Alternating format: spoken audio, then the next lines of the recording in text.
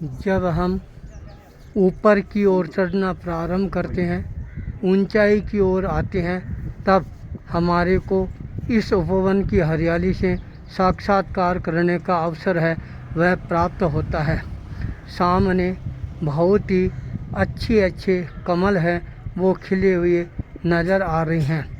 अनेकों प्रकार के फूल हैं, वो भी हमारे को नज़र आ रही हैं।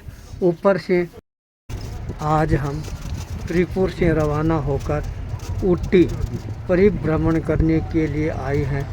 हमारे साथ के अंदर ताराचंद, बोथरा, धीरज, झाबक, क्षितिज, बरड़िया, संदीप, चंडालिया, इन सब के साथ के अंदर हमारे को ऊटी यात्रा करने का अवसर है वह प्राप्त हुआ। आज हम अनेकों स्थानों पर यात्रा करते हुए अब ऊटी के इस हृदय स्थल बगीचे के अंदर परिभ्रमण कर रहे हैं। हमने यहाँ पर अनेकों प्रकार के पॉइंटों पर खड़ा रहकर निरीक्षण करने का प्रयास किया। यहाँ चॉकलेट फैक्ट्री का अवलोकन किया, चॉकलेट कैसे बनती है, क्या इसकी विधि होती है। साथ के अंदर ऊटी के अंदर चाय के बागान हैं, यह बहुत ज़्यादा तादाद के अंदर है। किस तरह से श्रमिक लोग प्रयास करते हैं, यहाँ पर चाय लगाते हैं, चाय की पत्तियों को तोड़ कर लाते हैं, फैक्ट्री के अंदर पहुँचाते हैं और यहाँ पर पहुँचाने के बाद फैक्ट्री के अंदर उनका प्रोसेस किया जाता है। प्रोसेस करने के बाद 3 प्रकार की चाय है यहाँ पर बनती है।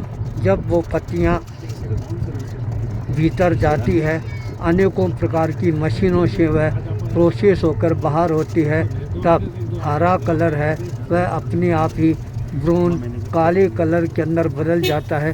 3 तरह की चाय यहाँ पर बनाई जाती है। साथ के अंदर यहाँ पर आने वाले सैलानियों के लिए होटलों की भी बहुत अच्छी व्यवस्था है। भोजन करने के पश्चात लोग इस गार्डन के अंदर परिभ्रमण करने के लिए आ जाते हैं। यहाँ के संस्कृति से परिचित होने के लिए विदेशी लोग हैं, वो भी बहुत ज़्यादा तादाद के अंदर आते हैं। यहाँ पर तरह तरह की सीनरियाँ हैं, वो भी हमारे को कटिंग के द्वारा दिखाई देती है। किस तरह से कलाकार यहाँ पर अपनी कला का प्रदर्शन करते हैं। आने वाले लोग उन कलाओं को देखकर आश्चर्यचकित रह जाते हैं, किस तरह से उन्होंने इन कलाओं को यहाँ पर विकसित करने का प्रयास किया है। आज हम पूरे इस उपवन का परिभ्रमण है वह कर रहे हैं। कोई भी जगह हमारे से बाकी नहीं रह रही है जहाँ पर हम परिभ्रमण नहीं कर रहे हैं। यहाँ आने के बाद ऐसा अनुभव होता है मानो यह तपोवन के रूप के अंदर हमारे सामने आया है। पुराने ऋषि लोग हैं, इन तपोवनों के अंदर रहकर पेड़ पौधों के नीचे अपनी साधना, उपासना, आराधना का लाभ है वह लाभ लेते थे।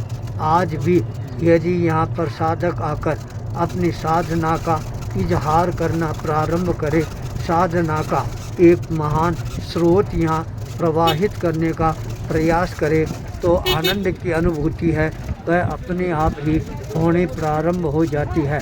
कलाकारों ने किस तरह से चारों तरफ सड़कों का जाल बिछाया है। यहाँ पर आने वाला प्रत्येक सैलानी है उन सड़कों पर पैदल चलकर, टैक्सी में चलकर यहाँ की हर कला का अवलोकन करना प्रारंभ कर देता है। यहाँ की हरियाली ही सबको अपनी ओर आकर्षित करने वाली बन जाती है। छोटे छोटे बच्चे तो यहाँ आकर तितली की तरह एक तरह से फुदकना प्रारंभ कर देते हैं। उस समय उनके आनंद का जो पारावार होता है वह एक तरह से देखने लायक होता है। बच्चों को जब ऐसा स्थान मिल जाता है तब उनके लिए तो मानो कोई स्वर्ग भूमि है वही धरती पर उतर कर आ गई हो। बच्चे यहाँ पर अपने आप ही अपनी कलाबाजियाँ हैं वो भी दिखाना प्रारंभ कर देते हैं। यहाँ के उपवन में बैठकर बच्चे लोग आनंद का अनुभव करना प्रारंभ कर देते हैं, तो आज इस उपवन के अंदर आकर हमारे मन के अंदर भी बहुत ज़्यादा प्रसन्नता की अनुभूति है, ये अपने आप ही होनी प्रारंभ हो जाती है। यात्रा का आनंद तब आता है जब यात्रा कराने वाले व्यक्ति है वो अच्छी तरह से दिल और दिमाग की खिड़कियां खोलकर विसर्जन का उपक्रम प्रदान करते हैं, तब ऐसी यात्राएं है वो हमारे लिए बहुत ज़्यादा नयनाभिराम बन जाती है। सामने प्राकृतिक छटा के साथ अनेकों प्रकार के जंगली जानवरों के दृश्य हैं, वो भी यहाँ पर हमारे को नज़र आ रही हैं। यहाँ पर वेलकम करते हुए यहाँ के कर्मचारी नज़र आते हैं, जिन्होंने यहाँ पर हरियाली के ऊपर कटिंग करके ये सारा नज़ारा है वो हमारे सामने प्रस्तुत करने का प्रयास किया है। यहाँ पर तरह तरह के जंगली जानवर वह भी हमारे को देखने का अवसर है वह प्राप्त होता है। यह स्थान फ़ोटो पॉइंट का स्थान है, यहाँ पर आकर लोग अपनी अपनी फ़ोटोएँ हैं वो भी खिंचाने का प्रयास करते हैं। यह उपवन हमारे सबके लिए और ज़्यादा प्रेरणा का स्रोत बनेगा। इसी मंगल भाव के साथ ओम ह्रीं श्रीं बावन गजा बालाजी नमो नमः। ओम ह्रीं श्रीं बावन गजा बालाजी नमो नमः।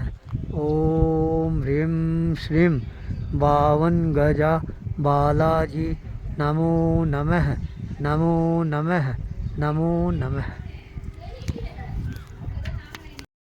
तो चारों तरफ एकदम हरी घास यहाँ प्रॉपर कर सकते। बोटोनिक गार्डन आज हमारे को ऊटी शहर के अंदर यात्रा करते हुए इस स्थान पर आने का अवसर प्राप्त हुआ।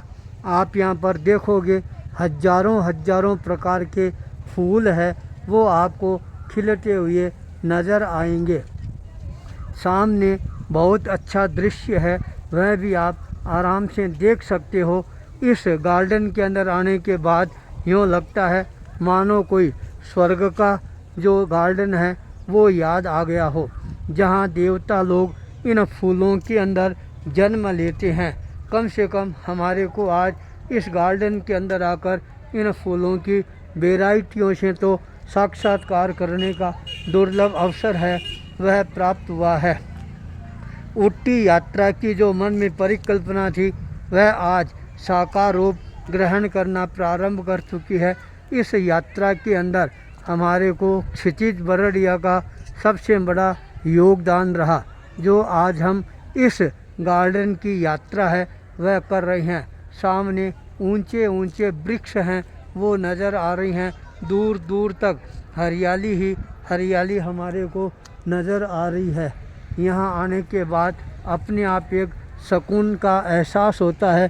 खिलते हुए फूलों की तरह अपना जीवन है हम बनाने का प्रयास करेंगे तो यह गार्डन हमारे लिए और ज़्यादा महत्वपूर्ण और प्रेरणा का महान स्रोत है यह बन सकता है। हजारों हजारों लाखों लाखों सैलानी यहाँ पर आते हैं और यहाँ के दृश्य को निहारने का प्रयास करते हैं। यहाँ के फूलों का लोग आनंद लेते हैं और इन फूलों के द्वारा पूजा अर्चना के अंदर भी ये काम लेते हैं। तो ऊटी का यह वातावरण सबके मन को और ज़्यादा प्रभावित करने वाला बनता जा रहा है। बच्चों के लिए तो ये महत्वपूर्ण स्थान है जहाँ पर बच्चे लोग इस यात्रा का आनंद लेने के लिए आते रहते हैं। यहाँ की साफ़ सफाई हरियाली वह भी हमारे सबको एक तरह से आकर्षित करने वाली है। एक बार इस उपवन के अंदर बगीचे के अंदर प्रवेश करने के बाद वापस यहाँ से बाहर जाने का मन नहीं होता है। यहाँ बैठकर यदि कुछ समय के लिए ध्यान, साधना, योगासन, प्राणायाम का आनंद लिया जाए तो यह स्थान साधना की दृष्टि से भी बहुत ज़्यादा महत्वपूर्ण है। वह बन सकता है। बच्चों के लिए तो यह गार्डन बहुत ही ज़्यादा प्रेरणादायी है। स्कूल के बच्चों को यदि यहाँ पर लाया जाए, उनको यहाँ प्रेरणा मिलेगी। हमारा जीवन है इन फूलों की तरह मुस्कुराता हुआ जीवन होना चाहिए। जब बच्चे मुस्कुराते हैं तो हमारा देश अपने आप मुस्कुराना प्रारंभ कर देता है। यहाँ का जो वातावरण है वह भी सबके जीवन के अंदर एक नई शीतलता का अनुभव कराने वाला वातावरण है। जब हम इन फूलों के पास से गुजरते हैं, इनकी सुरभि से हमारा कण कण है वह अपने आप ही सुरभित होना प्रारंभ हो जाता है। आप देखेंगे किस तरह से यहाँ पर फूलों को सजाया गया है, लगाया गया है लोगों के आकर्षण का महान केंद्र बिंदु बनाने के लिए। तो आज हमारा जीवन ऊटी में आने के बाद ये प्रेरणा लेकर जाए, हम भी हमारे जीवन के अंदर इन फूलों की तरह हमेशा मुस्कुराते रहेंगे, तो हमारी यात्रा है वह और ज़्यादा हमारे लिए प्रेरणा प्रदान करने वाली बन जाएगी। इसी मंगल भाव के साथ ओम ह्रीं श्रीं 52 गजा बालाजी नमो नमः। ओम ह्रीं श्रीं 52 गजा बालाजी नमो नमः। ओम ह्रीं श्रीं 52 गजा बालाजी नमो नमः। नमो नमः। नमो नमः। नमो नमः।